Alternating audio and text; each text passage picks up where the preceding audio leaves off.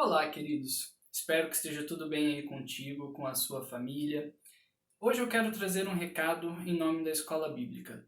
Nós estamos estudando personagens bíblicos e não queremos deixar esse estudo parar. Nós vamos disponibilizar um PDF para que você possa acompanhar esse estudo também aí em sua casa. E vamos aqui dar apenas uma pincelada acerca do que você pode tirar desse estudo.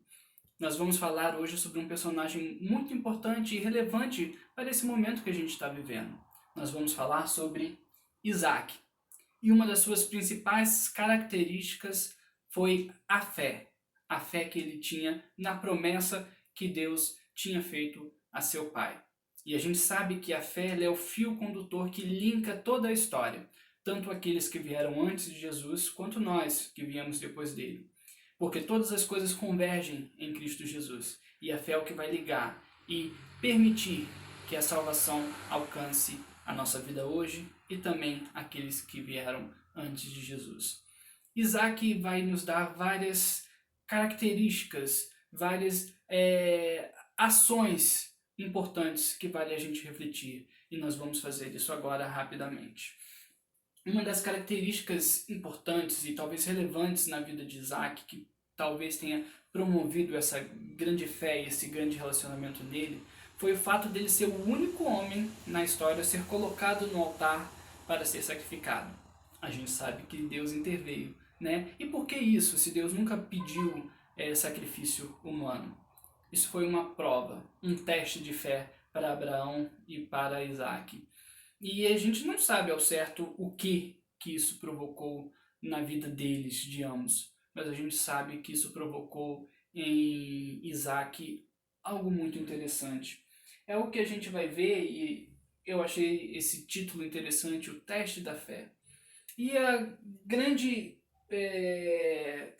importância disso para a gente hoje.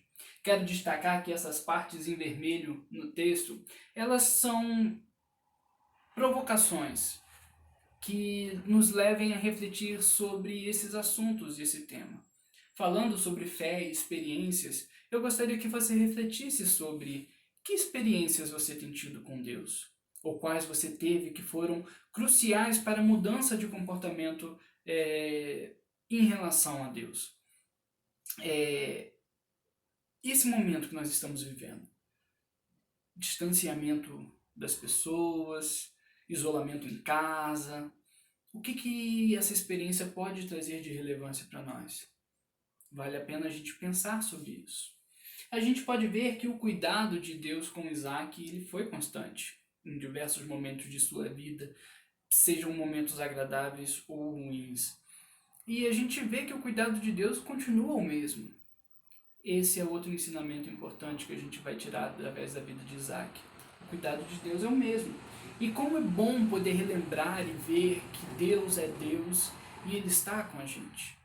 Reflita, gaste tempo com sua família individualmente, refletindo sobre as histórias da Bíblia. Não deixe esse momento te afastar das pessoas e te afastar de Deus também. Mesmo que não estejam juntos naquele calor gostoso de comunhão em igreja, pense, reflita, aproveite mais de Deus também nesse momento. Mas a gente vai ver que nem tudo são flores. E o que eu acho interessante da Bíblia é que ela mostra também a fragilidade dos seus personagens. Isaac não foi diferente.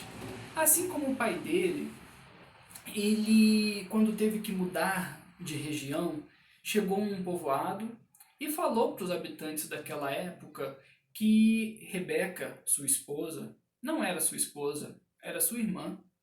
Por que isso? Aqui no PDF em verde você vai ter uma pequena explanação sobre isso.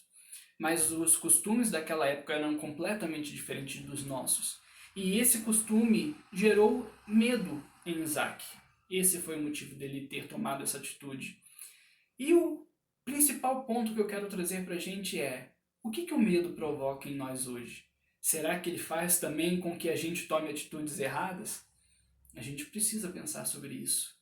Mesmo que o certo cause consequências para a gente. Outro erro triste na vida de Isaac foi o favoritismo que tanto ele quanto Rebeca mantinham, cada um por um dos filhos.